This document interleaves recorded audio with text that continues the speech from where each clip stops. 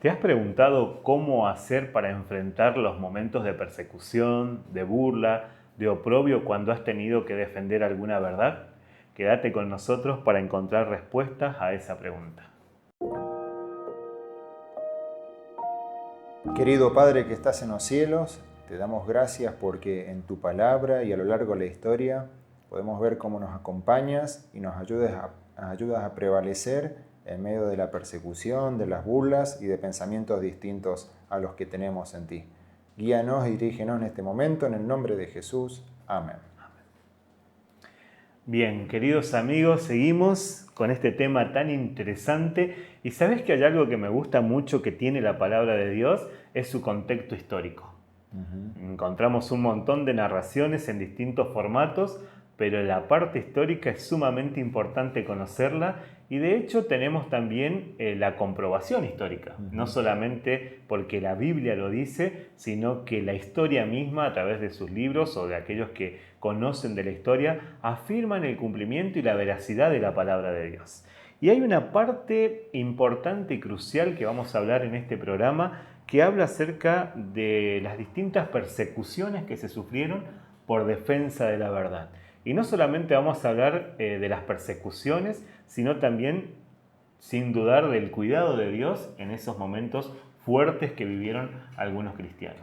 Sin duda que momentos extremos que los vemos en la palabra de Dios y en los registros históricos, donde hay algunas cualidades propias que se repiten. Por ejemplo, gente que no vivía por vivir el cristianismo, lo vivía con fundamentos, disfrutaban y eran apasionados de lo que creían, tenían las cosas en común, estaban dispuestos a brindarse el uno con el otro y no medían su vida a lo que se ofrece ahora en esta tierra. La mirada estaba mucho más allá. Puede que algunos de ellos no vivieron la verdad completa porque estaba en pleno desarrollo en ese momento, pero lo que vivían, lo vivían como Dios quiere que podamos vivirlo también nosotros hoy. Exactamente, ¿no? Y hay algo muy lindo que podemos visualizar a través del contexto de la Biblia, es lo anticipado que estaba siempre Dios en esto, ¿no? Sabiendo lo que iba a acontecer, sabiendo lo que iba a vivenciar el cristianismo en cada tiempo y momento, Dios ya había preparado todo para el cuidado y la contención de ellos, ¿no? Porque en aquellos tiempos como hoy, defender la verdad trae por consecuencia momentos de persecución. Muchas personas hoy en día pierden el trabajo quizás, o problemas familiares por no querer mentir o por mantener la verdad siempre al frente. Debemos confiar en ese Dios que en todos los tiempos tuvo todo preparado para aquellos que defiendan la verdad. De hecho, hay un llamado en la Biblia a través del apóstol San Pablo que nos llama a contender por la fe. ¿Sí? Sí. ¿Cómo se ve ese temita de contender por la fe? Sin duda que eso me lleva a Apocalipsis 2:10, dice, sé fiel hasta la muerte y yo te daré la corona de la vida. Hay veces que uno piensa en la palabra persecución y no es de las palabras más lindas que nos gusta escuchar o que suena a nuestros oídos con una dulce y agradable melodía. Pensamos en la persecución del pasado, donde vemos que lo último que vivían esos cristianos era la hoguera, el circo romano y tantas otras torturas que padecían, y a nadie le gusta pensar en que eso a un cristiano le puede llegar a suceder si se mantiene firme. Ahora, pensaba también en que ellos, al igual que nosotros, tenemos asegurado por encima de esa persecución, primero la protección de Dios, que no quiere decir que no nos van a pasar cosas malas, sino la protección de nuestra vida para la vida eterna.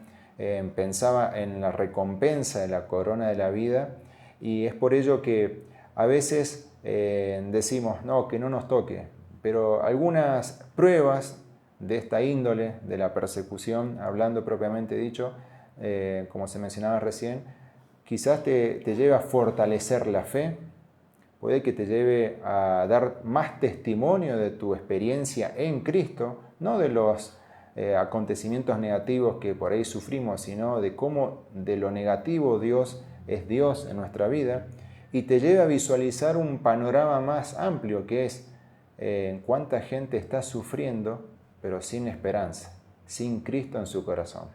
Exactamente. Y hay dos pensamientos muy lindos en la palabra de Dios, dentro de los tantos que hay, que son llamados a obedecer a Dios antes que a los hombres. Muchas veces te vas a encontrar o nos vamos a encontrar en situaciones en donde se nos va a obligar a decir algo o a cambiar un pensamiento por algo que a otra persona se le ocurre o quiere que se manifieste de esa manera. Y la invitación o el llamado especial que Dios nos hace es que siempre obedezcamos a Dios antes que el pensamiento o la obligación de los hombres en el querer hacer de sus vidas. Y hay otro pensamiento que lo dice el apóstol San Juan también, que habla de retener todo lo que tienes para que nadie quite tu corona. Como decíamos, hay una recompensa importante que Dios tiene reservada para aquellos que se mantienen fieles a todos los principios antes la obediencia de un gobernador, de un jefe de trabajo, de un líder religioso, porque no también, algo que tiene que ver con la eternidad. Y retener todo lo que tenemos quiere decir que no debemos darle lugar a nada ni a nadie que cambie lo que Dios quiere hacer en nosotros. Por eso hay una importancia en esto de mantenernos fiel a Dios, a sus principios, a defender la verdad, incluso a costa de nuestra vida. Hubieron muchas personas, y por ahí vamos a entrar en un temita que tiene que ver con algo que sé que te gusta mucho, hablar de la parte de los grandes reformadores que hubieron, que quizás muchos de ellos no pudieron ver recompensas en su vivir por este mundo. Sin duda es que muchos de ellos ni siquiera estuvieron cerca de ver algo semejante a una recompensa, pero de verlo físicamente, sin dudas lo vivían en esa comunión con Dios y no temían. Por ejemplo, Policarpo, ya después de muchos años, él dice: Dios me va a dejar acá, con todo lo que hizo en mi vida, nunca dudaría de que me va a seguir acompañando, a punto de morir. Los valdenses, personas especiales que cuando abrazaron el mensaje bíblico, hay que aclarar que en ese momento de la historia la Biblia no era un libro público, no estaba permitido que la gente lo tenga, y ellos de manera muy precavida y con estrategia copiaban manuscritos y debajo de su ropaje, mientras realizaban sus actividades comunes, que era vender joyas, perlas preciosas de casa en casa, se aseguraban que las personas necesitaban y pedían algo más, sacaban debajo de sus mismas ropas la perla de gran precio, esa luz que iba a iluminar sus vidas, más que una joya, más que algo material que entregaban. Y estaban dispuestos no solamente a entregar, sino también a saber que muchos de ellos iban a ser entregados a la misma muerte, a la persecución. Tremendo como Wycliffe también estuvo dispuesto a traducir la Biblia y eso generar más luz en medio de la oscuridad, más luz en medio de las penumbras, cuando el poder religioso de turno dominaba, y no solamente dominaba de lo religioso, sino también de lo político, lo militar. Prevalecer por encima de todo ello, siendo valiente y siendo fiel a lo que Dios había establecido en su palabra, era realmente tremendamente valioso. Pienso, Darío, y digo, si Policarpo, si los valdenses, si Wycliffe, Hus, Jerónimo, prevalecieron por encima de poderes de turno, presiones, la misma espada, el mismo circo romano, las hogueras, ¿por qué nosotros hoy, en nuestra actualidad, ante otros métodos o mecanismos de persecución que tenemos que sobrellevar o padecer, ¿por qué no vamos a prevalecer si el mismo Dios que cuidó de ellos es el nuestro de hoy? Exactamente, ¿no? A aferrarnos a todo esto que ellos iban descubriendo. Hay algo que me gusta mucho también de todo este contexto, es que ellos se deleitaban en el estudio de la palabra de Dios. Nunca lo vieron como una presión, una obligación, que algo como que no les quedaba otra que hacer esto, sino que se deleitaban, se gozaban en encontrar esas grandes verdades que los llevaban a grandes descubrimientos, a producir cambios de ideas, de pensamientos, de formas, porque no solamente incorporaban conocimiento, sino que también experimentaban el poder transformador que tiene la palabra de Dios en la vida de las personas. Ellos eran transformados. O sea que no solamente hablaban de conocimiento, no solamente expresaban ideas de lo que iban sabiendo en su momento, sino que su propia vida, con lo que vos nos comentabas de la entrega personal total a Dios, con su propia vida eran como podemos pensar en Biblias caminando, en Biblias vivientes, para que muchas personas quisieran conocer a ese Dios también. Era parte de su vida, como nosotros tenemos hábitos, ya sea descansar, alimentarnos, hacer actividades, era parte de sus hábitos de vida el poder vivir conociendo la voluntad de Dios por medio de su palabra. No era un requisito obligatorio porque si no me generaba un cargo de conciencia no leer la Biblia, no, era un hábito de vida. Por eso, qué importante, y esto lo fuimos hablando en diferentes momentos, el hecho de poder organizar de nuestra agenda diaria un espacio para encontrarnos con Dios. Y que no sea un espacio durante la agenda, sino que sea el primero de cada día.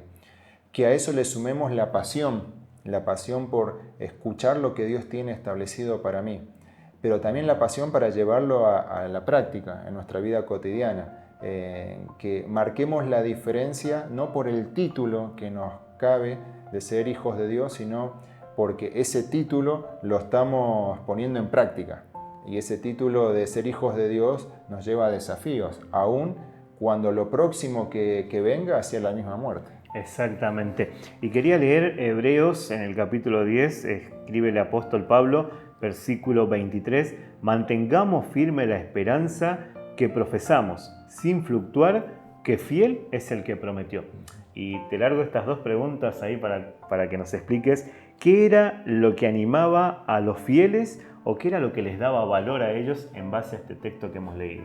Sin dudas que tanto ellos como los reformadores, los pioneros de la iglesia y también nosotros, el hecho de volver a encontrarnos con Jesús, esa esperanza que termina con este mundo de tristeza, de dolor, de pecado, no es una linda frase que vende el Evangelio, decir que Jesús cuando venga termina, es la realidad absoluta, la pura verdad, es la verdad de encontrarnos con nuestro Salvador, nuestro Señor, nuestro Rey, que en gloria y majestad nos permitirá vivir por la eternidad. Es lo que le generaba a Pablo, a los discípulos, a los reformadores y también a nosotros esa pasión por querer vivir allá y no acá. Pero para ello tenemos que seguir avanzando, tenemos que seguir padeciendo, tenemos que seguir pregonando, luchando, porque Dios está guardando que otros también, que hoy están en la oscuridad, puedan encontrar la verdad. Exactamente. Es tan importante que descubras las grandes promesas que hay en la palabra de Dios,